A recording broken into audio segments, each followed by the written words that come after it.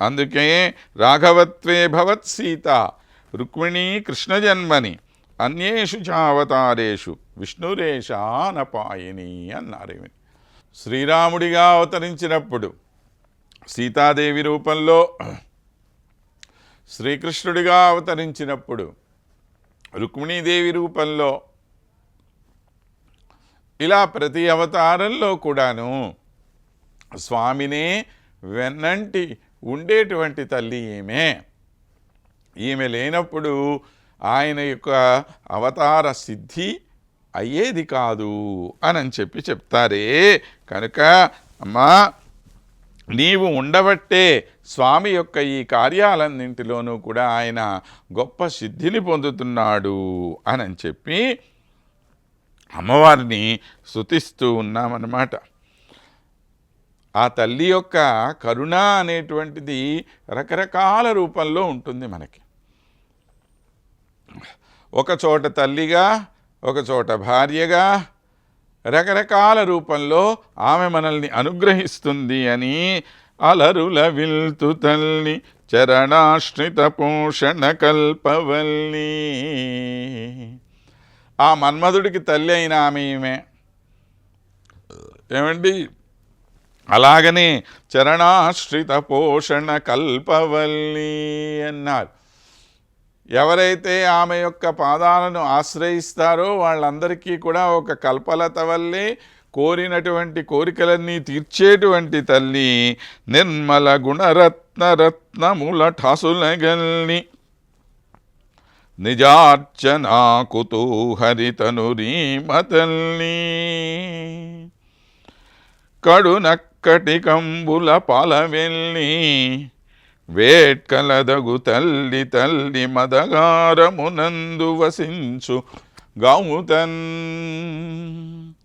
అలాగా ఎన్నో రకాలుగా ఎన్నో రూపాలలో మనల్ని అనుగ్రహించేటువంటి ఆ లక్ష్మీదేవి నిరంతరము మా ఇంట్లో నివసించుతూ ఉండుగాక అని అయ్యగారి వీరభద్ర కవి గారు తమ రాఘవ పాండవ యాదవీయంలో మహాలక్ష్మీదేవి గురించి గొప్పగా స్తుతిస్తూ చెప్తారు. ఈ విధంగా మనం గమనించుకుంటూ వెళితే ఎన్నో రూపాలలో ఆ అమ్మ మనల్ని కటాక్షించడానికి ఈ లోకానికి వస్తూ ఉంటుంది. ఆమె లేనిదే శ్రీమన్నారాయణుడు ఈ లోకం కాదు ఏ లోకంలోనూ ఆయన ఉండడు. కేవలము తన రూపాన్ని కొద్ది కొద్దిగా మార్చుకుంటూ ఎక్కడో ఒక రకంగా ఉంది.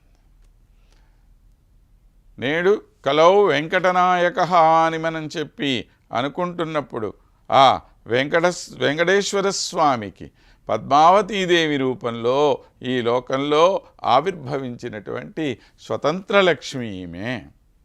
కనుక ఆ ఏ యుగమైనా కానివ్వండి, ప్రతి యుగంలో కూడాను స్వామిని అనుసరించే ఈ తల్లి వస్తూ ఉంది అనటానికి మనకి ఎన్నెన్నో ఉదాహరణలు కనపడుతూ ఉంటాయి. కనుక ఆ తల్లి యొక్క వైభవం ఇంత గొప్పది అని చెప్పి మనకి తెలియజేస్తూ తరువాత శ్లోకాన్ని మనకి అనుగ్రహిస్తూ ఉన్నారు.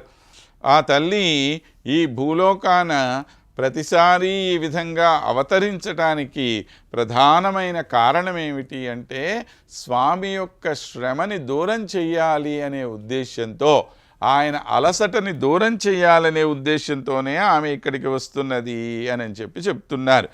స్ఖలిత కటకమాల్యైర్దోభిరబ్ధిం మురారేః భగవతి దధిమాధం మధ్నత శాంతి శాంత్యైః భ్రమదమృతతరంగావర్తత ప్రాదురాసీ స్మితనయన సుధాభిసించతి చంద్రికేవ.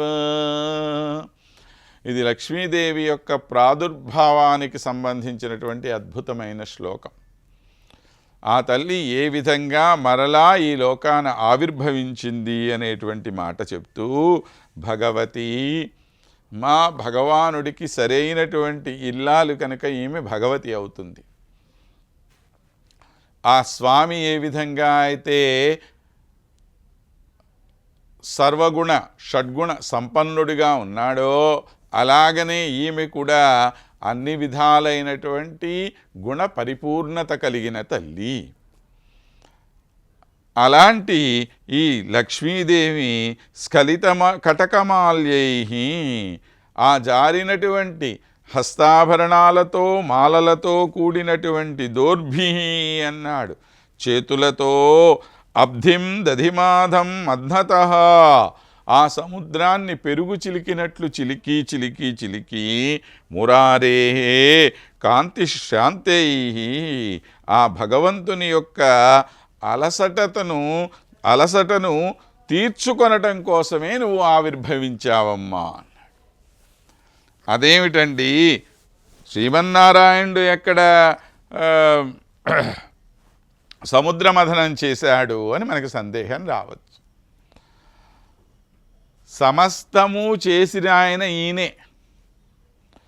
పేరుకు అక్కడ రాక్షసులున్నారు, పేరుకు అక్కడ దేవతలున్నారు, కానీ వారెవ్వరూ ఏమీ చెయ్యలేదు అక్కడ.